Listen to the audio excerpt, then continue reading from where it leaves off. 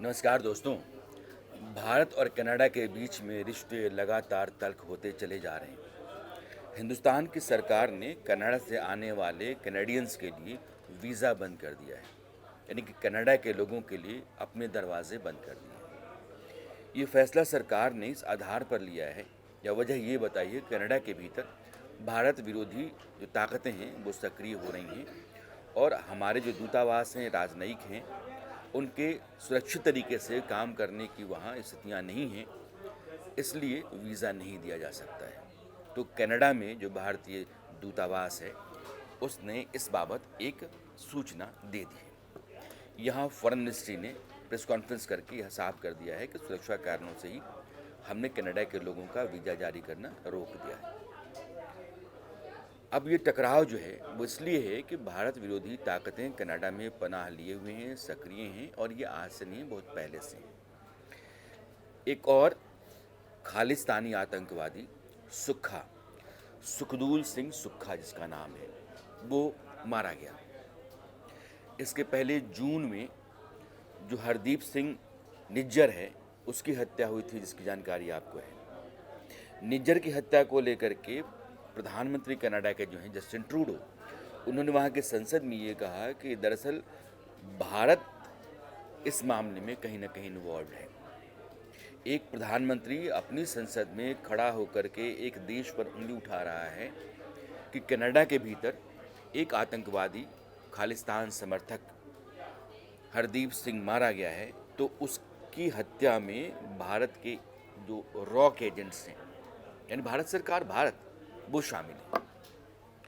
एक जो हमारे राजनयिक हैं उनको कनाडा से बाहर जाने को कहा गया कि आप देश छोड़ दीजिए। हिंदुस्तान ने बराबर का जवाब दिया। कनाडा के एक राजनयिक को भारत छोड़ने को कहा गया और सरकार ने सख्त लहजे में प्रधानमंत्री ट्रूडो के बयान का विरोध किया। ये सरासर गलत है। अब सुक्खा मारा गया, सुक्खा को मारने का ऐलान या हमने मरवाया, यह बात तिहाड़ जेल में जो बंद है गैंगस्टर लॉरेंस बिश्नोई, उसने जिम्मेदारी ली कि हमने मारा। गैंग वॉर में कोई आदमी अगर मारा जाता है या कनाडा के भीतर कोई आतंकवादी खालिस्तान समर्थक उसकी हत्या होती है, उसके तार भारत से जोड़े जाएं और इसमें सरकार शामिल हो यह कहने में, तो फिर ऐतराज, विरोध बनता है। आज जो स्थितियां हैं उनको समझाने के लिए मैं थोड़ा आपको पीछे ले चलता हूँ। ये मामला 1982 का है। जो जस्टिन ट्रूडो वहाँ के प्रधानमंत्री हैं, उनके पिता तब प्रधानमंत्री हुआ करते थे, पियरे ट्रूडो।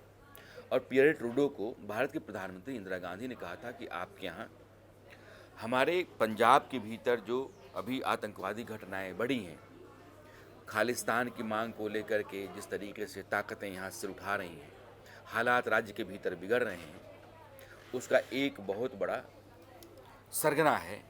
उस सरगना को आप हमें दे दीजिए। और उस सरगना का नाम था तलविंदर सिंह परमार। तलविंदर सिंह परमार बब्बर खालसा आतंकवादी संगठन जो है उसकी स्थापना उसने 1978 में की थी। और भारत के भीतर पंजाब में 1980-90 के दशक में जो आतंकवादी वारदात हुई और खालिस्तान की मांग को लेकर जो खून खराबे बढ़े, उसका बहुत बड़ा कारण था वो आदमी। तो पियरे ट्रूडो ने परमार को देने से मना कर दिया। 1984 में जब ब्लू स्टार ऑपरेशन हुआ तो कनाडा के भीतर एक अलग तरीके की प्रतिक्रिया हुई और भारत विरोधी ताकतें वहाँ सिर उठाने लगी, क्योंकि वहाँ सिख समुदाय के लोगों की तादाद अच्छी खासी है। उसके बाद हमारी प्रधानमंत्री इंदिरा गांधी की हत्या हो गई। उस हत्या का जश्न कनाडा में मनाया गया।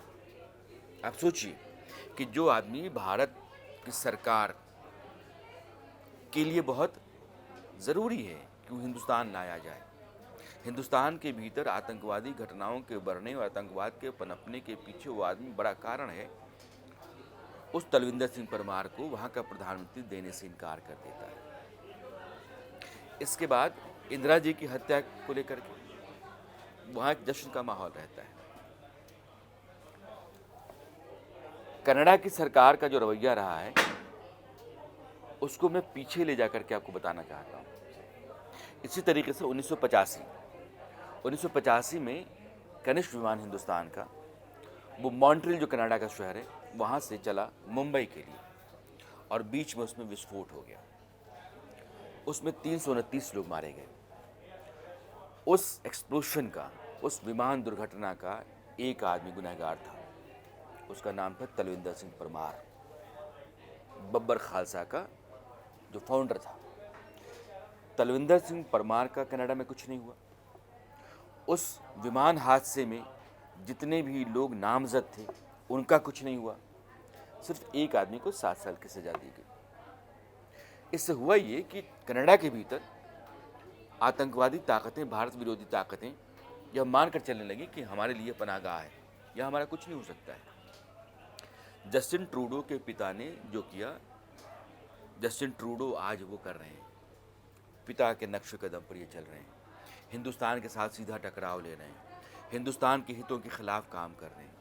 खालिस्तानी ताकतें जो कनाडा के भीतर हैं उनको वो पनाह देते हैं और उनकी सुरक्षा की खैर मनाते हैं कि इनकी सुरक्षा बनी रहनी चाहिए। एनआईए जिस आदमी को लिस्ट में रखता है कि आतंकवादी है, उसको वो कहते हैं कि इसकी हत्या कनाडा के भीतर भारतीय एजेंट्स ने की। तो हरदीप सिंह या फिर सुक्खा, इनकी हत्या का सबूत क्या है कि भारत की सरकार शामिल है, रॉक एजेंट्स शामिल है? बिना सबूत के एक सरकार, उसका प्रधानमंत्री संसद के भीतर अगर किसी सरकार या देश के ऊपर इस तरह के संगीन आरोप लगाता है तो फिर जवाब देना लाजमी है। और मोदी के नेतृत्व में हिंदुस्तान का जो रवैया रहा है वो तेवर का रहा है। वो ईंट का जवाब पत्थर से देने का रहा है, नहले पर दहले मारने का रहा है। इसलिए कनाडा ने जैसे ही भारत विरोधी कदम उठाने शुरू किए, सरकार ने उसका जवाब देना शुरू किया। अब आपको 3 और घटनाएं बताता हूँ। 2018 में पहली बार कनाडा की सरकार ने एक रिपोर्ट जारी की। कनाडा में आतंकवादी जो खतरे हैं वो किस तरीके से हैं और क्या क्या हैं। उस रिपोर्ट में खालिस्तानी ताकतें और पंजाब से गए वो लोग जो वहाँ आतंकवादी संगठनों के साथ संबंध रखते हैं उनका जिक्र आया। और इस जिक्र भर से वहाँ के वो लोग जो खालिस्तान की मांग करते हैं, खालिस्तान समर्थक हैं, वो आपस से बाहर हो गए, आसमान सिर पे उठा लिया। और ट्रूडो को यह कह दिया कि जिस जगह पर तुम रैली करने जा रहे हो वहाँ तुम्हारी रैली नहीं हो सकती। रिपोर्ट बदल दी गई और ट्रूडो ने रैली की। रिपोर्ट बदलने के बाद ये स्थिति है कनाडा के भीतर उन आतंकवादी ताकतों को लेकर वहाँ की सरकार की जो भारत विरोधी है, जो भारत के भीतर खालिस्तान की मांग करती है। एक और बात मैं आपको बताना चाहता हूँ। ये मामला है फरवरी 2019 का। हाँ, जो एसजेएफ है, जिसको आप सिख फॉर जस्टिस एसएफजे कहते हैं, उसने खालिस्तान का एक नक्शा जारी किया फरवरी 2019 में।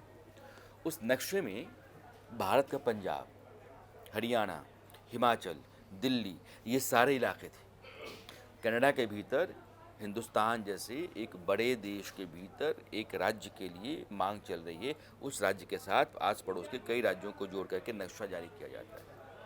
उस नक्शे में पाकिस्तान का पंजाब नहीं है।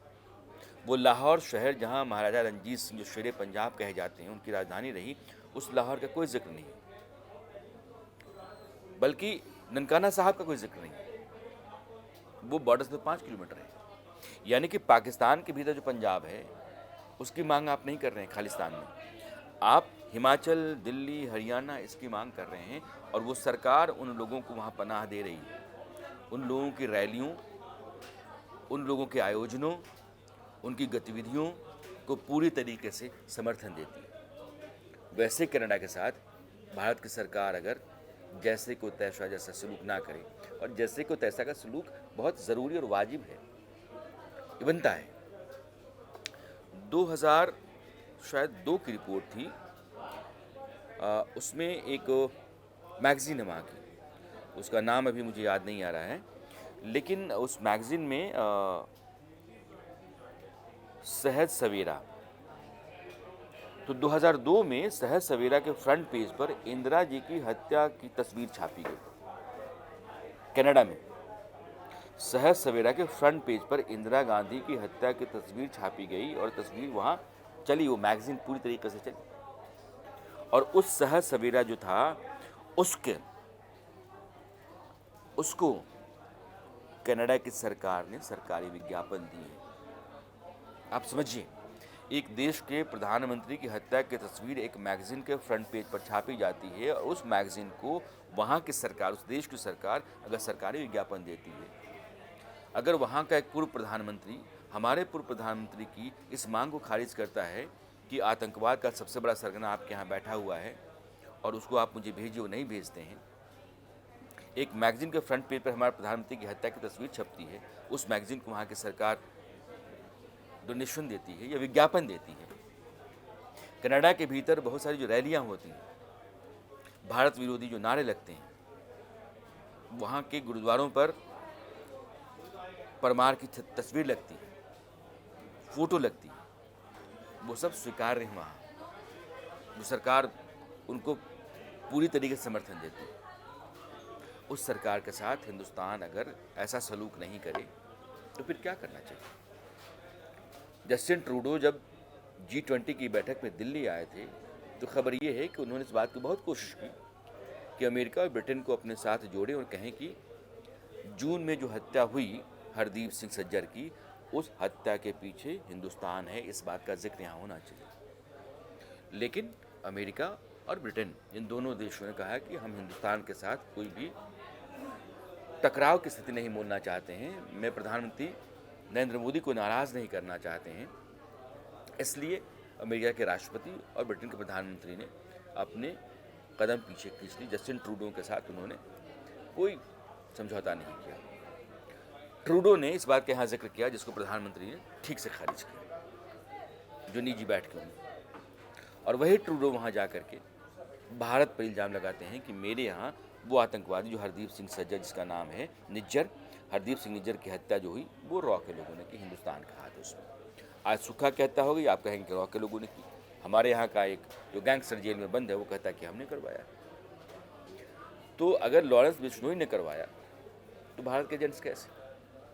तो कनाडा का जो पूरा चरित्र है, जस्टिन ट्रूडो उनके पिता खास करके, इनकी जो पार्टी है लिबरल पार्टी, कनाडा में दो ही पार्टियाँ चलती हैं, एक कंजर्वेटिव है, एक लिबरल है, और सिर्फ इसलिए कि वहाँ सिख समुदाय के लोगों की आबादी 10 लाख के आसपास, 7 लाख 8 लाख के आसपास है, 7,80,90,000 के आसपास कुल माफ़ कीजिए, कनाडा में जो 18 लाख भारतीय रहते हैं उनमें से 7,90,000 के आसपास सिख समुदाय के लोग हैं, और उस समुदाय के भीतर एक बहुत छोटी सी आबादी, छोटी संख्या है जो खालिस्तान समर्थक है। यानी कि जो बहुतायत है वो भारतीय है, वो भारत से प्रेम करता है, भारत उसका देश है। लेकिन वो जो आतंकवादी ताकतें हैं जो बंदूक लेकर के वहाँ की सरकार को दबाती हैं, जो अपने ज़ोर पर वहाँ डराती हैं लोगों को, उनके आगे घुटनों के बल वहाँ की सरकार बैठती है और भारत पर सवाल करती है।